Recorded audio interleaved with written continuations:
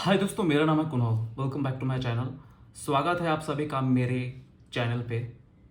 तो आज का टॉपिक है जेनेटिक। जेनेटिक एक बहुत ही बड़ा टॉपिक है और जेनेटिक से रिलेटेड आज हम बात करेंगे 3 डिफरेंट टॉपिक के बारे में। इन तीनों टॉपिक में से पहला टॉपिक ये है कि जेनेटिक्स का बॉडी बिल्डिंग में क्या रोल होता है, और दूसरा, क्या हम अपने हार्ड वर्क से अपने जेनेटिक्स को बीट कर सकते हैं, और तीसरा कि क्या हम इंडियंस कभी मिस्टर ओलंपिया बन सकते हैं। बॉडी बिल्डिंग से रिलेटेड सारी जानकारी को इकट्ठा करने का शौक मुझे तब से हुआ जब मैं पहली बार जिम में गया था। सालों पहले मैंने नाम सुना था जेनेटिक्स, लेकिन इसे समझने में मुझे सालों लग गए। मैं बहुत ही अच्छे से जानता हूं कि कहीं ना कहीं आप भी इस टॉपिक में कंफ्यूज रहते हैं और आप भी इन तीनों सवालों का जवाब जानना चाहते हैं। सब कुछ शुरू करने से पहले मैं आपको बता देना चाहता हूं कि ये सारी जानकारी मुझे इकट्ठे करने में काफी सालों लग गए। तो अगर आपको आपके सवालों का जवाब इस वीडियो में मिल जाता है तो प्लीज इस वीडियो को लाइक कर देना, और अगर आप लोग नए आए हो इस चैनल पे तो प्लीज इस चैनल को सब्सक्राइब कर देना, और आप ये नॉलेज वाली बातें अपने दोस्तों और अपने रिश्तेदारों के साथ भी शेयर कर सकते हो, ताकि एक सही नॉलेज हर जगह स्प्रेड हो। हर एक वीडियो को बनाने में मुझे लगभग 12 से 13 घंटे लग जाते हैं और मुझे ये सारा का सारा काम खुद ही करना पड़ता है। So please show some respect, और प्लीज कमेंट करते रहिए। आप लोगों का फीडबैक मुझे मोटिवेट करता है ताकि मैं अपने वीडियोस में थोड़े अच्छे इंप्रूवमेंट लेके आऊं। तो फिर सारी बातें खत्म करके सीधे आते हैं अपने मेन टॉपिक पे, जेनेटिक्स। जेनेटिक एक बहुत ही बड़ा टॉपिक है। 9th-10th क्लास में जो हमने जेनेटिक के बारे में पढ़ा था वो सिर्फ और सिर्फ एक इंट्रोडक्शन था। सच कहूं तो ये एक समुद्र है जहां पे आप पीएचडी तक की पढ़ाई कर सकते हैं। जेनेटिक एक ऐसा टॉपिक है जिसमें आज भी रिसर्च चल ही रहा है। जेनेटिक का मतलब होता है कि जो कैरेक्टरिस्टिक हमें हमारे पूर्वजों से मिलता है जीन्स के थ्रू, वो कैरेक्टरिस्टिक्स बॉडी के अंदर और बाहर दोनों जगह हो सकता है। अब एक एग्जांपल के थ्रू समझते हैं। मेरे बैक में ना एक हॉरिजॉन्टल लाइन है, और वो लाइन मेरे दादा के थ्रू मेरे पापा में आया, और पापा के थ्रू मुझ में आया, और ये लाइन जो है मेरे चाचा में, मेरे भाई में, मेरे कजन्स में, ठीक है, सब में है ये लाइन। ऐसे ही छोटे छोटे पार्ट्स हमें हमारे दादा से परदादा से मिलता है, जैसे कि नाक, कान, अंगूठा, पैर का toe, skin tone. Facial parts भी मिलते हैं जैसे कि नाक, जॉ लाइन, आंखें। ये तो थे एक्सटर्नल पार्ट्स जो हमें मिलते हैं जेनेटिक्स के थ्रू। अब हम बात करते हैं इंटरनल पार्ट्स के बारे में जो हमें मिलते हैं जेनेटिक्स के थ्रू। इसमें 2 चीजें आती हैं। पहला आता है निगेटिव कैरेक्टरिस्टिक्स और दूसरा आता है पॉजिटिव कैरेक्टरिस्टिक्स। निगेटिव कैरेक्टरिस्टिक्स में आती हैं कुछ बीमारियां, जैसे कि डायबिटीज। टाइप 2 डायबिटीज हमें हमारे पूर्वजों से मिलता है। कुछ हार्ट डिजीज, डाउन सिंड्रोम, इसमें क्या होता है कि एक क्रोमोसोम कम होता है जिसकी वजह से डाउन सिंड्रोम हो जाता है। ट्रिपल एक्स सिंड्रोम, इसमें क्या होता है कि एक क्रोमोसोम ज्यादा हो जाता है और ये असिम्प्टोमेटिक होता है। असिम्प्टोमेटिक का मतलब सिम्टम्स आ भी सकते हैं और नहीं भी। टर्नर सिंड्रोम, इसमें क्या होता है कि एक क्रोमोसोम फीमेल में कम हो जाता है जिसकी वजह से फीमेल में जो उनके कैरेक्टरिस्टिक्स होते हैं, जैसे उनके जो ब्रेस्ट की साइज वगैरह है, उसको बढ़ने में काफी दिक्कतें होती हैं। विटिलिगो डिसऑर्डर, इसमें क्या होता है कि देखा होगा आपने कि बहुत सारे लोगों को व्हाइट स्पॉट हो जाते हैं, और फीमेल में स्पेशली देखा गया है कि ये मां से बेटी में ट्रांसफर होता है। हाइपर कोलेस्ट्रीमिया, इसमें क्या होता है कि हमें हमारे पूर्वजों से हाइपर कोलेस्ट्रीमिया की बीमारी मिलती है, जिसमें हमारा जो कोलेस्ट्रॉल है वो पहले से इंक्रीज रहता है, बैड कोलेस्ट्रॉल। क्लिनफिल्टर सिंड्रोम, इसमें क्या होता है कि एक वाई यानी एक क्रोमोसोम एक्स्ट्रा होता है जिसकी वजह से बॉयज में थोड़ी सी अग्रेसिवनेस बढ़ जाती है। कुछ ज्यादा ही नेगेटिव कैरेक्टरिस्टिक्स हो गए। अब थोड़े पॉजिटिव कैरेक्टरिस्टिक्स पे आते हैं। बोन्स यानी कि हड्डियों का बनावट, इवन बोन मास डेंसिटी और हाइट, ये सब हमें हमारे जेनेटिक से मिलता है। आपने हमेशा देखा होगा कि जो एशियंस होते हैं उनकी हाइट बहुत ही कम रहती है, और दूसरी तरफ जो रशियंस होते हैं, अमेरिकन होते हैं, अफ्रीकन होते हैं, अफगानी होते हैं, इनकी हाइट ज्यादा होती है। अब आते हैं मसल सेल्स के बारे में, और आप लोग इसी का इंतजार कर रहे थे। अब हम इसी टॉपिक के बारे में ना ब्रीफली बात करेंगे। जैसे कि मैंने अपने पुराने वीडियोस में भी आपको बताया हुआ है कि बॉडी में 2 टाइप के मसल फाइबर प्रेजेंट होते हैं। पहला होता है स्लो ट्विच मसल फाइबर और दूसरा होता है फास्ट ट्विच मसल फाइबर।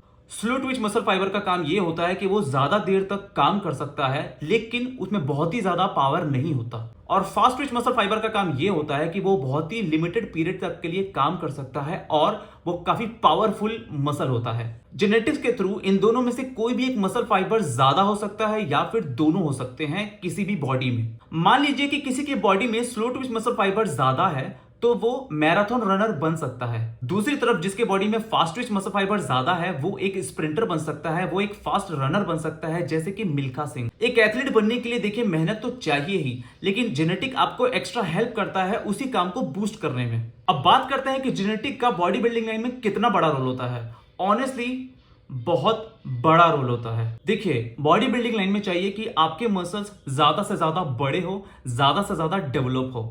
उसके लिए चाहिए हमें हाइपरप्लेजिया और हाइपरट्रोफी। हाइपरप्लेजिया का मतलब होता है number of muscle fibres increase होना, और हाइपरट्रोफी का मतलब होता है size of muscle fibre increase होना। बायोजेनेटिक जो हमें मसल फाइबर मिला है वो इतनी जल्दी चेंज नहीं होता जब हम बॉडी बिल्डिंग करते हैं, तो यानी कि हाइपरप्लेजिया करना बहुत ही मुश्किल होता है। दूसरी तरफ जितना भी हमें मसल फाइबर मिला है उसे हम हाइपरट्रोफी के थ्रू उसे बढ़ा सकते हैं, उसका साइज इंक्रीज करके। तो ये होता है असली मतलब हाइपरट्रोफी का, सेल के साइज का इंक्रीज होना। इसे हम बहुत ही बेहतर तरीके से एग्जांपल के थ्रू समझते हैं। मान लीजिए कि मैं पैदा हुआ हूं 5000 मसल फाइबर के साथ और मेरा भाई पैदा हुआ है 6000 मसल फाइबर के साथ। हम दोनों की सेम हाइट है, एक ही खानदान से आए हैं, लेकिन उसकी बॉडी ज्यादा बनेगी क्योंकि उसके पास मसल फाइबर ज्यादा है। That is called genetics. अगर मेरे काव्स में मसल फाइबर कम है और मेरे भाई के काव में मसल फाइबर ज्यादा है तो उसके काव्स के मसल मुझसे ज्यादा बड़े बनेंगे, चाहे मैं जितना भी एक्सरसाइज कर लूं। अगर मेरे चेस्ट में मसल फाइबर ज्यादा है और मेरे भाई के चेस्ट में मसल फाइबर कम है तो मेरे चेस्ट उससे ज्यादा अच्छे तरीके से देखेंगे, वो ज्यादा डेवलप होंगे। देखिए यहां तो मेरे भाई ने मुझे हरा दिया, अब मैंने लिया स्टेरॉइड ताकि मैं अपनी बॉडी उससे ज्यादा बना सकूं। तो अब जानते हैं कि स्टेरॉइड बॉडी में कैसे काम करता है। कोई भी स्टेरॉइड जब हम लेते हैं ओरली या इंजेक्टेबल तरीके से तो उसे काम करने के लिए हमें जरूरत होती है रिसेप्टर्स की। अगर हमारे बॉडी में इनफ रिसेप्टर्स हैं तो वो स्टेरॉइड बहुत ही अच्छे तरीके से काम करेगा, वरना वो काम नहीं करेगा। अगर मेरे बॉडी में रिसेप्टर्स ज्यादा हैं और मसल फाइबर वही 5000 ही है, दूसरी तरफ मेरे भाई के बॉडी में रिसेप्टर्स कम है और मसल फाइबर ज्यादा है, तो यहां पे स्टेरॉइड मेरे बॉडी में बहुत ही अच्छे तरीके से काम करेगा। मेरी बॉडी मेरे भाई के बॉडी से ज्यादा अच्छी बनेगी क्योंकि मेरे बॉडी में रिसेप्टर्स बहुत ज्यादा है मेरे भाई के कंपैरिजन में, और उस स्टेरॉइड ने मुझ पे ज्यादा प्रभाव डाला मेरे भाई के कंपैरिजन में। तो हमें बॉडी बिल्डिंग करने के लिए दोनों कैरेक्टरिस्टिक्स अच्छे तरीके से चाहिए, मसल फाइबर भी और रिसेप्टर भी। देखिए कोई भी जो एथलीट होता है उसे देखिए मेहनत तो करना ही होगा, क्योंकि जेनेटिक के थ्रू जो हमें मसल फाइबर मिलता है, जो रिसेप्टर्स मिलते हैं, उससे सिर्फ हमारा मास बढ़ सकता है, वो सिर्फ हमारा हाइपरट्रोफी कराएगा, साइज इंक्रीज कराएगा। लेकिन मसल्स की मेच्योरिटी, 3D लुक, स्ट्राइएशंस, जो डेफिनेशन होता है वो तो हमें मेहनत के थ्रू मिलेगा ना। तो मेहनत तो हमें करना ही होगा, बिना मेहनत के जेनेटिक किस काम का। जैसा कि मैंने कहा कि जेनेटिक सिर्फ आपको एक्स्ट्रा बूस्ट करता है। सिद्धांत जायसवाल सर को देखिए, उनके बॉडी में आखिर क्या कमी है। बहुत ही अच्छा सेपरेशन है, 3D लुक है, उनका जो स्ट्राइएशंस आता है बहुत ही अच्छा है, बैक में स्ट्राइएशंस हैं, उनके चेस्ट फाइबर इतने अच्छे हैं, कोर इतना अच्छा है। आखिर कमी क्या है? लेकिन उन्हें आज भी प्रो कार्ड नहीं मिला। और जो एथलीट उनके बाद है जैसे कि मनोज पाटिल, राजा अजीत, इन लोगों को प्रो कार्ड मिल गया क्योंकि इनके जेनेटिक ने उनको सपोर्ट किया। इन एथलीट्स की जेनेटिक ने इनको एक्स्ट्रा हेल्प किया एज कंपैरिजन टू सिद्धांत जायसवाल। मैं सच में माफी चाहता हूँ सिद्धांत सर, मेरा ऐसा कोई इंटेंशन नहीं था। आपको सच में एक ना एक दिन जरूर प्रो कार्ड मिलेगा, मैं विश करता हूँ, और आप सच में उस लायक हो। लेकिन मैं सिर्फ एक एग्जांपल दे रहा था ताकि लोग अच्छे से बॉडी बिल्डिंग को समझ पाए, जेनेटिक के रोल को समझ पाए। तो प्लीज बुरा मत मानना। अब एक सवाल है जिसका आंसर आप सब लोग जानना चाहते हैं कि क्या अपने हार्ड वर्क से हम लोग जेनेटिक को बीट कर सकते हैं? तो इसका आंसर है नो। अब एक 50 केजी प्योर मसल मास का आदमी 100 केजी मसल मास वाले आदमी को कैसे हराएगा? जस्ट इमेजिन, एक 50 केजी प्योर मसल मास वाला आदमी 100 केजी प्योर मसल मास के साथ उसे बनने में कितना समय लगेगा, कितनी मेहनत करेगा वो, कितना स्टेरॉइड लेगा वो, कब तक डाइटिंग करेगा वो? कोई मजाक नहीं है ये। आखिर उसका जेनेटिक उसको कितना सपोर्ट करेगा?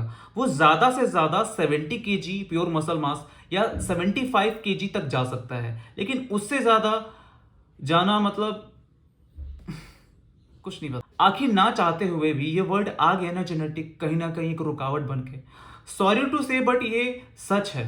You can't beat genetics by hard work, specially in body building. देखिए आप निराश मत होइए अपने जेनेटिक्स को लेकर के। आप अपने वेट कैटेगरी में खेलिए जैसे कि 70 और 75। जेनेटिक्स के थ्रू हमें जो भी मिला हम उसे बदल तो नहीं सकते, लेकिन हम अपना बेस्ट दे सकते हैं। ऐसा नहीं है कि बॉडी बिल्डिंग लाइन में अपॉर्चुनिटीज की कमी है। बॉडी बिल्डिंग है, मेन फिजिक है, क्लासिक मेन फिजिक है, तो अपॉर्चुनिटीज हैं। और अब इंडिया में भी अब कई सारे नेचुरल कंपटीशन हो रहे हैं जहां पे आप नेचुरल तरीके से अपना कंपटीशन खेल सकते हैं। तो इतना ज़्यादा सर पे चढ़ाने की ज़रूरत नहीं है, हमेशा अपॉर्चुनिटी रहेगी आप लोगों के पास। ये जेनेटिक को सर पे चढ़ाने की ज़रूरत नहीं है, जो मिला सो मिला, नहीं मिला तो कोई दिक्कत नहीं है, बस आप अपना बेस्ट दीजिए। अब एक सबसे बड़ा सवाल कि क्या हम इंडियंस कभी भी मिस्टर ओलंपिया बन सकते हैं? हर एक एथलीट की तरह मेरा भी एक सपना था कि काश मैं भी मिस्टर ओलंपिया के स्टेज तक पहुंच जाऊं, काश मैं भी जीत जाऊं।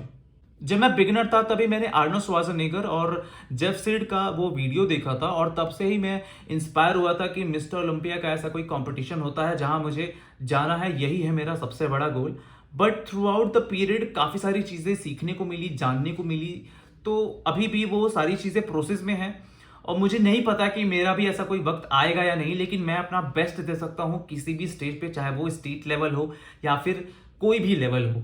तो सिर्फ मैं अपना बेस्ट कर सकता हूँ, उतना ऊपर जाना कुछ पता नहीं है वैसे तो। और मैं बहुत ही अच्छे से जानता हूँ कि हर इंडियन का यही सपना होता है। सपने देखने में कोई प्रॉब्लम नहीं है, इसलिए मैंने अपनी बात आपको बताया, लेकिन आप अपने सपने देखते रहिए। जो आपका विजन है, जहां आपको जाना है, बस आप उस रास्ते पे चलते रहिए।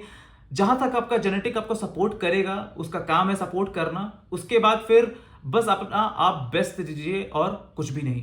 अब मिस्टर ओलंपिया बनने के लिए हमें क्या चाहिए वो जानते हैं। 101% डेडिकेशन, दूसरा जेनेटिक, तीसरा पैसा, ढेर सारा पैसा, और चौथा इंफॉर्मेटिव कोच। ये 4 इंपॉर्टेंट चीजें हैं जो आपके पास होनी चाहिए अगर आप मिस्टर ओलंपिया बनना चाहते हैं। तो सालों तक आपको एक ही विजन के साथ रहना होगा, एक ही डिसिप्लिन को हमेशा फॉलो करना होगा, हमेशा आपको डिसिप्लिन में रहना होगा, इसीलिए 101% डेडिकेशन चाहिए। जेनेटिकली तो देखिए आपको गिफ्टेड होना ही होगा। मनी, देखिए मनी तो आपको चाहिए ही। एक अच्छा कोच हायर करने के लिए आपको पैसे खर्च तो करने ही पड़ेंगे, और एक अच्छा कोच मिनिमम 25,000 रुपए पर मंथ से लेकर के वो 1 लाख रुपए पर मंथ चार्ज करता है। तो देखिए कोच की फीस तो आपको देनी ही होगी, इसलिए पैसा तो चाहिए ही। इसी के साथ साथ बहुत सारे एक्स्ट्रा एक्सपेंसेस होते हैं, जैसे कि फूड हो गया, मेडिसिन हो गए, सप्लीमेंट्स हो गए, तो उसके एक्सपेंसेस भी आपको खुद ही उठाने होंगे। तो देखिए पैसा बहुत बड़ा रोल प्ले करता है। फोर्थ, जो इंफॉर्मेटिव कोच था, जैसे कि एक अच्छा कोच हमें चाहिए ही चाहिए। एक नॉलेजेबल कोच तो हमें चाहिए ही चाहिए, क्योंकि वो आपका पीसीटी कराएगा, जो आपके साइड इफेक्ट्स होते हैं कहीं ना कहीं वो उसको कम करने में हेल्प करेगा। साथ ही साथ क्या डोजेज होने चाहिए वो आपको बताएगा। तो एक कोच बहुत ही ज्यादा इंपॉर्टेंट रोल प्ले करता है। आज की डेट में हर कोई कोच बना रहता है। 1 साल वर्कआउट किया, वो बॉडी बिल्डिंग का कोच बन गया। एक बुक पढ़ा नहीं है आज तक और वो कोच बन गया। एक कोर्स कर लिया, वो कोच बन गया। 2 से 3 मेडल लग गए, वो भी कोच बन गया। किसी ने 8 से 10 साल दे दिए, उसे भले ही नॉलेज ना मिला हो, लेकिन उसने अपना टाइम खर्च कर दिया, वो भी कोच बन गया। देखिए मैं हमेशा बोलता हूं, जो मुझसे बात करते हैं जर्नली, कि कोच वो होता है जो आपकी बॉडी आपको बहुत ही कम साइड इफेक्ट के साथ बना के दे दे, और अगर कोई साइड इफेक्ट होता है तो वो उसको मिनिमाइज करने में हेल्प करे। गेम खत्म होने के बाद आपका पीसीटी बहुत ही अच्छे तरीके से करवा दे। यहां पे आता है नॉलेज, वो होता है एक अच्छा कोच। ये नहीं कि कंपटीशन के बाद ऑर्गन ही खराब हो जाए, कहीं लीवर ही खराब हो गया, कहीं किडनी खराब हो गया, कहीं अपने टेस्टिकल ही काम नहीं कर रहे हैं। ऐसे कोच की जरूरत नहीं है हमें। बात मानो या मत मानो, ऐसे कोच भरे पड़े हैं अपने इंडिया में, गली गली में है, जिम जिम में है, हर एक जिम छोड़ के दूसरे जिम में मिलेंगे आपको। इसीलिए एक कॉन्टेस्ट प्रेप का जो कोच होता है, मिनिमम इंडिया में भी 10,000 रुपए पर मंथ से शुरू होता है। इसीलिए जो कॉन्टेस्ट प्रेप के कोच होते हैं बहुत ही ज्यादा नॉलेजेबल होते हैं, और उनके चार्जेस होते हैं मिनिमम 10,000 पर मंथ। और अगर आप गलती से भी किसी इंटरनेशनल ट्रेनर को हायर करते हो तो वो 25,000 रुपए से लेकर के मंथली का वो 1 लाख रुपए तक का चार्ज करता है। अच्छे से अच्छा जो झोला छाप कोच जो ऐसे ही मार्केट में घूम रहे हैं, उससे ज्यादा साइकिल मैं आपको बना के दे दूं, चाहे वो स्टेरॉइड का हो, पेप्टाइड का हो, चाहे वो एचजीएच और आईजीएफ-1 का हो। लेकिन सारा जो साइंस आ जाता है ना मेरे दोस्त, वो आ जाता है सिर्फ और सिर्फ सेफ्टी पर्पस में। जितना सेफली तरीके से आप किसी एथलीट को तैयार कर दो, सारा का सारा साइंस यही है। फिलहाल तो मैं सिर्फ एक ट्रेनर हूं, और मुझे भी एक अच्छा कोच बनने में मिनिमम 5 से 6 साल तो लग ही जाएगा। सो आई होप कि आपके सारे के सारे जो डाउट्स है जेनेटिक्स से रिलेटेड वो अभी क्लियर हो चुके होंगे और आप जानते हैं कि आपको क्या करना है। लाइक, शेयर एंड सब्सक्राइब और कमेंट। जल्दी मिलते हैं अपने नेक्स्ट वीडियो में, तब तक के लिए बाय बाय।